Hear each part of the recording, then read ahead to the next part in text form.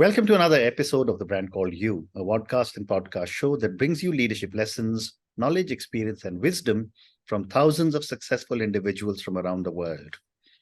I'm your host, Ashutosh Garg, and today I'm delighted to welcome a very senior and accomplished professional from Manhattan, USA, Ruth P. Stevens. Ruth, welcome to the show. Thank you. Delighted. Thank you. Ruth is a B2B marketing consultant. She's an author and a professor. She's an author of a book titled B2B Data-Driven Marketing, Sources, Uses, Results. So Ruth, before we start talking about B2B marketing, tell me about your own journey in brief. Thank you. I started my career in Japan, actually, where I was living and teaching English. Wow. And I had the good fortune to write and publish a book for foreign visitors to the beautiful city of Kanazawa, where I was living. And that generated an opportunity to become a book editor in Tokyo. And I then moved to New York representing that company and went to business school at Columbia. And that led me to work at Time Warner Book of the Month Club, where I had the good fortune to learn database marketing. And I eventually went to Ziff Davis, a computer industry publishing company, where I learned about sales lead generation using data. And I ended my corporate career at IBM, and I've been out on my own, self-employed for 23 years now. Amazing. I consult and teach. Amazing. Amazing. Thank you. So let's talk about B2B marketing. From a career in publishing, editing, and then IBM, what got you interested in B2B marketing, and what does B2B marketing entail? Well, I loved it from the first day I entered Ziff Davis, because I realized that the marketing challenge in B2B involves a lot of complexity, because business buyers usually involve a lot of parties. You're buying on the part of your company, on behalf of your company. And only about 7% of business buying is done by a single individual. It's mostly done by a committee of some sort. So that means as marketers, we need to influence all the members of the committee. We need to know who they are, what their role is, what are their interests, and try to get a hold of them and make our case. Much more complicated, but the payoff is also awesome and big. And not only are the order sizes larger, but the relationships tend to last for a long time, because a company that's buying from another company needs to have a reliable supplier. I mean, what would happen if your own manufacturing factory had to close down because your supplier hadn't delivered the parts on time? Correct. Great response. Thank you. And how has the landscape of B2B marketing evolved in recent years? And what are some of the trends shaping this industry? It has changed so much just in the last 5 or 10 years with the maturing of digital channels, and also the arrival in that buying committee that I mentioned of younger members for whom digital communications is natively comfortable. And they, even though they move into a company buying role, they still have the expectations that a consumer has for experience. And that means B2B sellers have to be active on social media. I mean, I remember 10 or 15 years ago, I wouldn't have recommended any business to be on Facebook, but it's absolutely essential today. So, and the other interesting trend is as the role of marketing has risen, the role of the salesperson this is arguable, but some believe that it's in decline because buyers are more comfortable transacting through digital channels. The COVID pandemic, of course, encouraged that more or accelerated that. And the need to talk to a salesperson has diminished somewhat. Well said. Well said. And what role does branding play in B2B marketing? And how can B2B businesses build a strong brand identity? Well, of course, branding is essential, because what business is going to do business with someone they've never heard of and don't trust?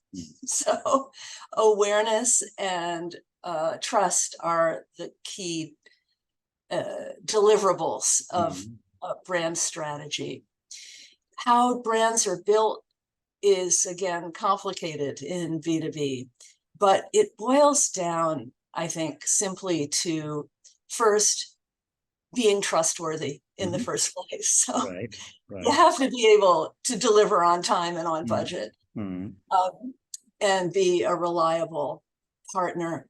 But then you also have to communicate that. So fortunately, digital communications channels have given us ample opportunity to tell our stories, case studies, testimonials. Customer advocacy is a big opportunity in B2B, and there are interesting new technologies that enable some of these methods that are coming available too. Well said. My next question, Ruth, is how important is it for B2B businesses to define their target audience and create buyer personas? And what benefits would this bring? Yes, segmentation is a stable and long-standing angle in finding efficiency in marketing for two reasons. One is we want to be sure we're talking to prospects who have actually a prayer of ever buying from us. So we segment in order to identify the most likely prospects. And then the other angle, of course, is that we want to segment so that we can improve the effectiveness of our conversations and our messaging to those audiences. And so we often segment by company size, by industry, and other factors depending on the category, so that our messaging can be as relevant and to the point as possible. Well said. And you spoke about strategies. What strategies, and if you can give me an example, that would be great. What strategies can be used to effectively segment a B2B target audience? Well, fortunately, much of B2B marketing involves data, meaning we have access to data. There are certain categories where there may be a third-party reseller between us and the end customer. But then, of course, that reseller becomes a virtual customer of ours as well. So we have direct relationships with our market, which allows us the data that then allows us to segment effectively. Without data, we're kind of flying blind. We're based on assumptions, maybe on third-party research. But in B2B, we're very likely to have a direct relationship. Well said. The other question that I wanted to ask you was that lead generation is a key goal for a B2B marketer. What strategies can businesses use to attract and convert quality leads? There are so many. But I will. Oh, let me just mention that the second book I wrote was about sales lead generation. There we are. Straight. Because naturally, as you've identified, it is really traditionally it's job one of a marketing department to generate a steady stream of qualified leads to increase the productivity of your sales force. And the strategies today are, again, mostly digital, but there are two that I would point to that are so effective and such basic building blocks of a lead generation program that they're worthy of mention. One is so-called content marketing, meaning we deliver informative, educational content material. It could be blogs, it could be white papers, research reports, testimonials, case studies, usually on our website or elsewhere. And then we, in exchange for downloading that valuable material, we ask the visitor to provide their contact information. And that becomes not a lead yet, but an inquiry that can then be qualified and nurtured and turned into a sales lead. So content marketing is one. And the other is events, which are still trade shows, seminars, webinars, podcasts like yours, are a tried and true way to generate sales leads. And thanks to the pandemics coming to a slow close, we are able to have a resurgence of face-to-face events. People find them so welcome, a way to chat and exchange ideas with your colleagues and keep an eye on your competitors. The events have proven since really time immemorial as an effective way to generate sales leads. Well said. But the other aspect of B2B is generally longer sales cycles. Indeed. So my question is, how can businesses effectively nurture their leads through the sales funnel, especially when there's a long sales cycle? Right. In some industries, the sales cycle can be 5 or 10 years. Correct. In many industrial categories, and tech categories, it can be 12 to 18 months. So you're right. And today, a modern marketer will use marketing technology to set up a series of outbound communications, often through email, but I would hope through other channels as well, because email is so easy to delete and we're all inundated with it. To stay in touch with the prospect, to continue to gather information about the needs and budgets and potential buying behavior of prospects, in support of presumably some sales resource that is responsible for that account. Usually someone telephone-based, likely. And with those tools, we can stay in touch pretty efficiently as long as we set it up in a deliberate way, and that the messaging delivers value. We can't be hammering them with our sales pitch. We need to be providing them with information that helps them do their jobs better, solves problems, and proves that we can be a trusted and valuable partner. Well said. Well said. We spoke very briefly about Facebook when you said that you're now advising people to be on Facebook.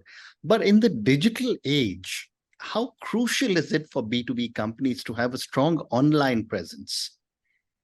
It's beyond crucial. It's essential. I used to say, if you don't have a website, you don't have a business. Correct. But buyer behavior has changed so dramatically even in the last couple of years that our presence needs to be more thoughtful today. We have to keep updating and weeding our websites, for example. We have to be where our customers are. So if that's social channels, we need to be there and be active. We also need to use digital communications as a way to roam the world and be available all the time, and and think carefully about how we can use digital communications to be helpful to our customers and prospects. Well said.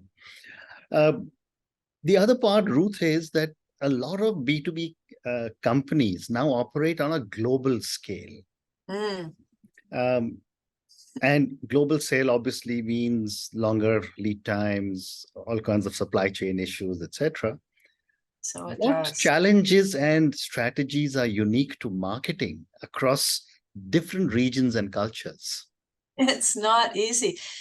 I was first exposed to this when I worked at IBM, a classic example of a global company, and the challenges remain. And much of it is organizational and sort of political, I might say, where the headquarters of the company that, for one thing, own the marketing budgets, but also own responsibility for the brand and the messaging and how we want to go to market. And that's on the one hand, but then the sales are actually likely to be done in the so-called geographies or the nether regions on the ground, so to speak. And headquarters has limited influence there.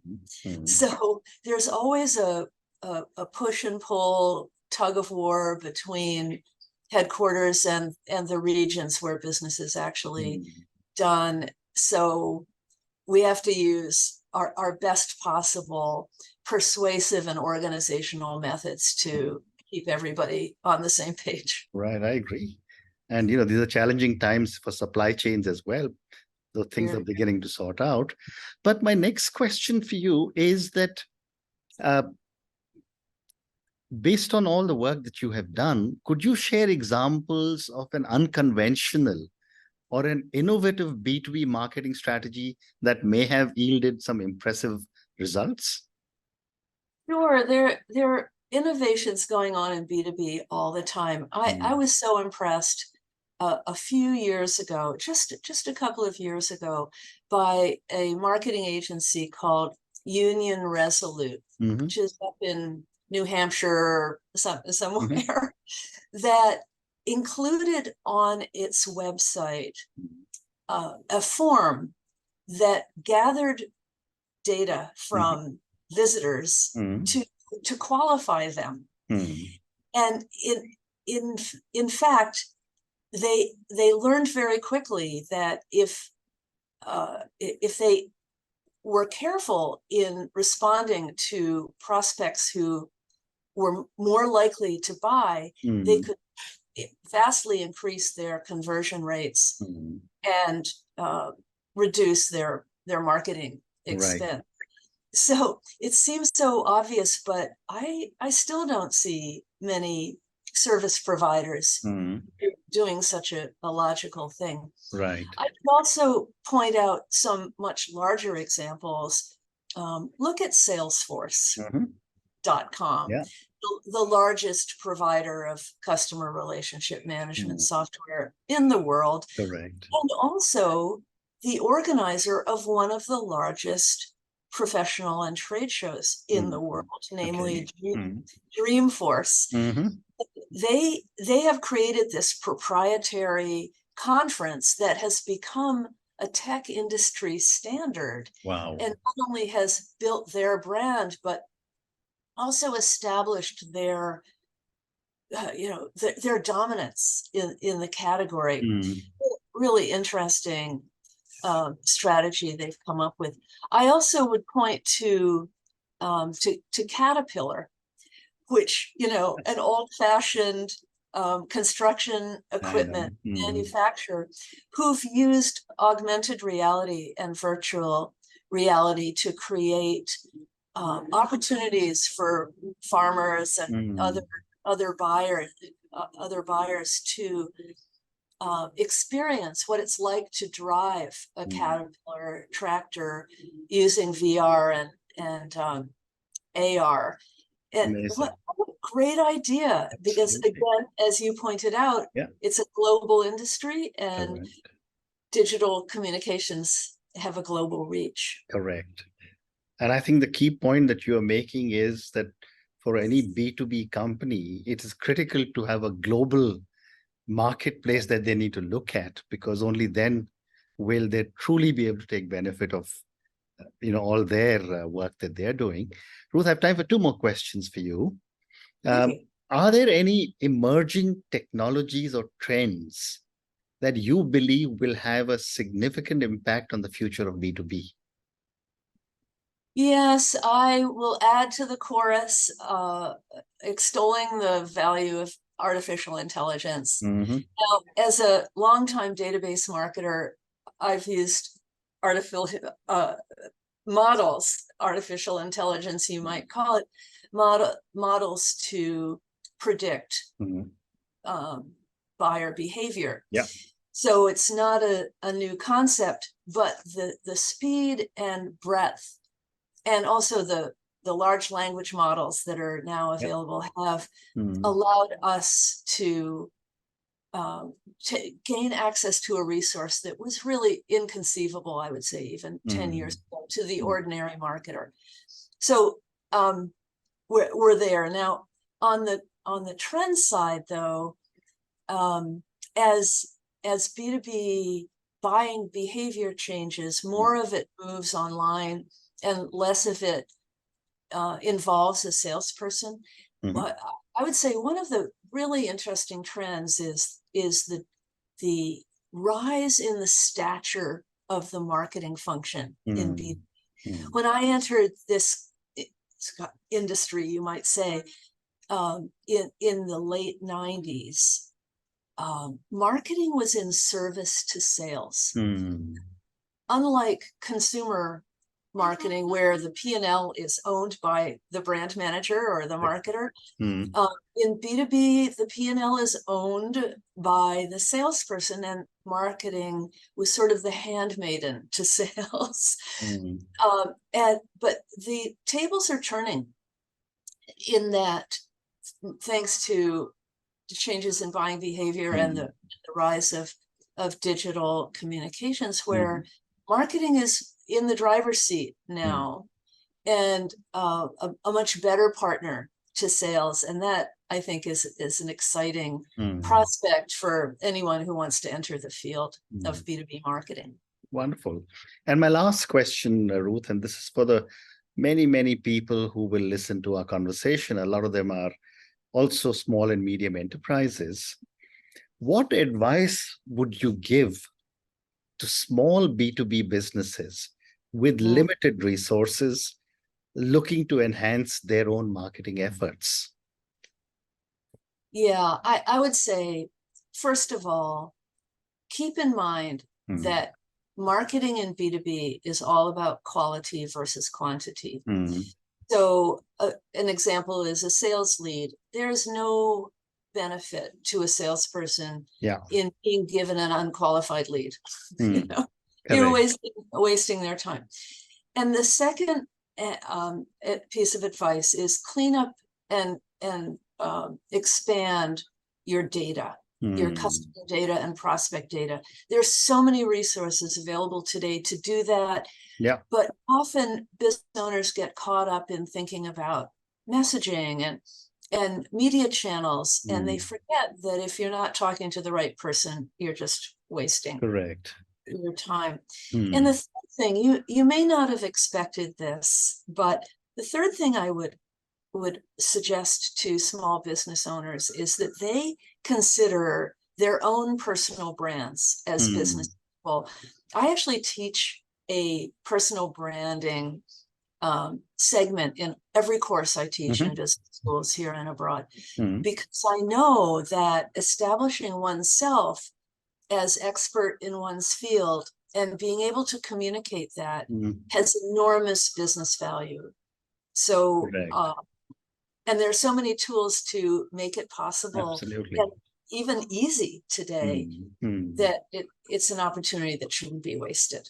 Amazing. And on that note, Ruth, and your three amazing lessons or pointers, marketing for B2B is about quality, not quantity. Second, you said, which I've always said is so critical, clean up your data. And the third one, you said it's so critical to establish one's personal brand.